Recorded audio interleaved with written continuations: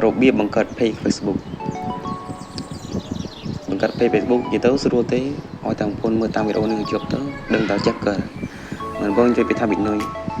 ហើយចុច see more នេះ see more ចុចពីថា page រូបទងហើយចុចពីថា create ខាងលើ create ហើយចុច get start យើងដាក់ឈ្មោះយើងដាក់ឈ្មោះឲ្យក៏បានឲ្យទៅលុយយើងដាក់សែង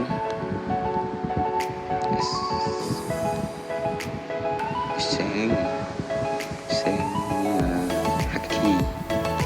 ចឹងគីចាញ់ hello គីបានមកហើយជីនិចអានេះmìnhដាក់អីក៏បានដែរយើងចង់ដាក់ខ្ញុំដាក់ digital creator ក៏ដាក់ចឹងមកចុច create ពីទៅខ្ញុំស្អត់ខនសារតែប្រាស្រ័យភ្លៀងទៀតតិចមកចាំតិចមកអានេះយើងចុចក្រុងគេមកនឹងកន្លែង create content ចុចក្រុងគេពីតាមខ្ញុំចឹងមកយើងដាក់លើបានដែរតែយើងទេ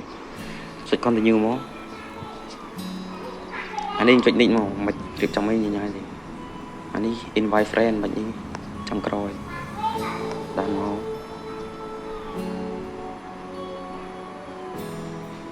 ឥឡូវបាន page មួយហើយដើម្បីរៀប page ស្អាតយើងត្រូវចុចកន្លែង see more នេះយើងរៀប page ស្អាតបងប្អូនពិបាកដាក់អីញញ៉ាយបងប្អូនចុច skip មកនេះខ្ញុំដាក់ថា fanseng យ៉ា fanseng សតកបងប្អូនអានេះ profile cover អីបងប្អូនដាក់បណ្ដាញបានបងប្អូនចង់ដាក់ចុច skip វាមកអានេះប៊ូតុងឆាត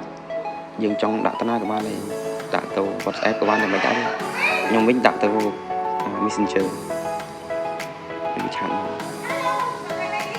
អានេះ website បងប្អូនអត់មានទេបងប្អូនចុច skip មកអានេះបើយើងបាក់រៀបចំវាយើង skip ទាំងអស់នេះដើម្បីពេកយើង green យ៉ាប៉ុណ្្នឹងអស់ហើយដើម្បីឆែកមើលថាពេក green ឬអត់តោះហ្នឹងមកខ្ញុំចុចពីថាពេក store ហើយនិយាយពេកយើង green អស់ហើយពេកបង្កើតមកត្រូវតែពេកហ្នឹងជាពេកដែលនិយាយទៅពេកអពេក popular ឬក៏ពេក invite តែពេលយើងកាត់ភ្លាមមក invite គឺ page ដែលយើងកាត់មកមានអ្វីដែលឲ្យយើងមើល